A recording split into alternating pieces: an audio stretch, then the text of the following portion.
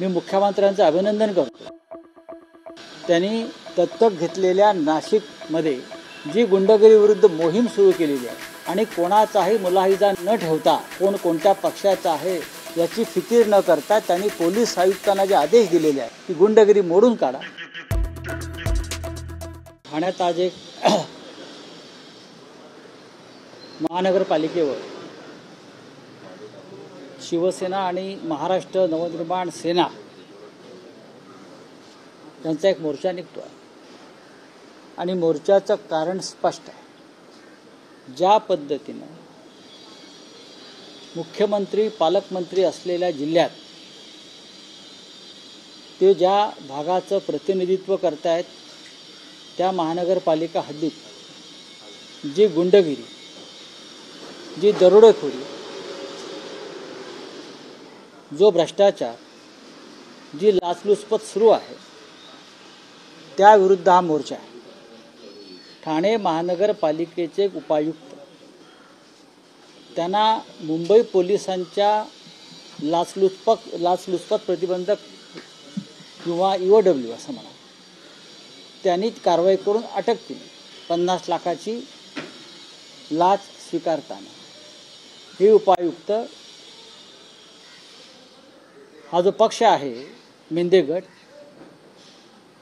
त्यांचे हस्तक होते।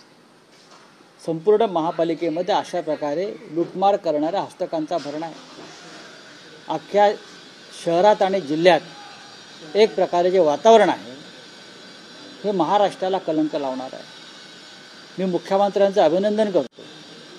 त्यांनी दत्तक घेतलेल्या नाशिकमध्ये जी गुंडगिरी विरुद्ध मोहीम सुरू केलेली आहे आणि कोणाचाही मुलाहिजा न ठेवता कोण कोणत्या पक्षाचा आहे याची फिकीर न करता त्यांनी पोलीस आयुक्तांना जे आदेश दिलेले आहेत की गुंडगिरी मोडून काढा, अशा प्रकारचे आदेश त्यांनी ठाणे जिल्ह्यातल्या गुंडगिरी विरुद्ध देणं गरजेचं आहे। गणेश नाईक जे एक ज्येष्ठ नेते आणि मंत्री आहेत त्यांनी सुद्धा या रावणराज विरुद्ध आवाज उठवलेला आहे आणि मी त्यांचे अभिनंदन करीन की त्यांनी ही सर्व हरामखोरी मोडून ठाण्यामध्ये जनतेचे प्रश्न ऐकण्यासाठी जनता दरबार सुरू केले आणि आज आम्ही या अन्यायाविरुद्ध, या भ्रष्टाचाराविरुद्ध शिवसेना आणि मनसे एकत्र येऊन मोर्चा काढत आहोत। राऊत साहेब, तुम्ही म्हणतात की तुम्ही मुख्यमंत्र्यांचं अभिनंदन करता। नाशिकमध्ये त्यांनी जे धोरण स्वीकारलेलं आहे तिकडची गुन्हेगारी मोडून काढण्यासंदर्भात, पण अलीकडच्या काळात दिसून आलं की नाशिकमध्ये असे अनेक वादग्रस्त प्रवेश भाजपमध्ये झाले, त्याचं काय? भाजपमधल्या नगरसेवकांना सुद्धा मुख्यमंत्र्यांनी सोडलेलं नाही किंवा ज्याने अलीकडच्या काळात भाजपमध्ये प्रवेश केला अशा गुंडांच्या टोळ्यांचा सुद्धा मी गेल्या काही दिवसात पाहतोय पोलीस आयुक्त संदीप कर्णिक यांनी पूर्णपणे बिमोड करण्याचं धोरण स्वीकारलेलं आहे आणि माझ्या माहितीप्रमाणे नाशिकच्या पोलीस आयुक्तांना मुख्यमंत्र्यांचे तसे आदेश आहेत, हे यांचे अड्डे उद्ध्वस्त करा। मग तो भारतीय जनता पक्षाचा आहे का, तो शिवसेनेचा आहे का, तो काँग्रेसचा आहे का, तो राष्ट्रवादीचा आहे का?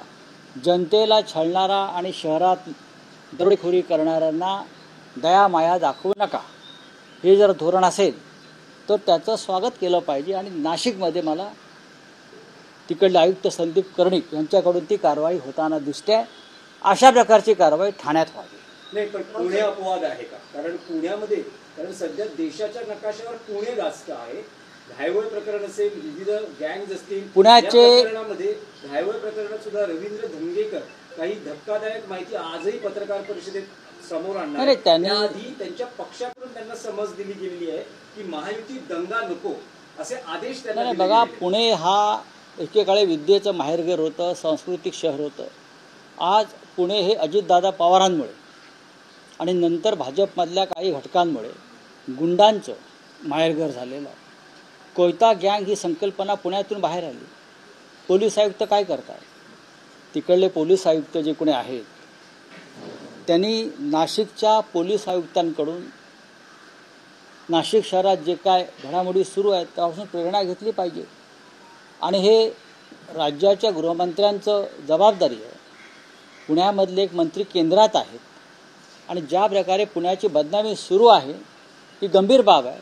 पुण्यामध्ये सुद्धा ठाण्या इतकीच जबरदस्त गुंडगिरी सुरू आहे.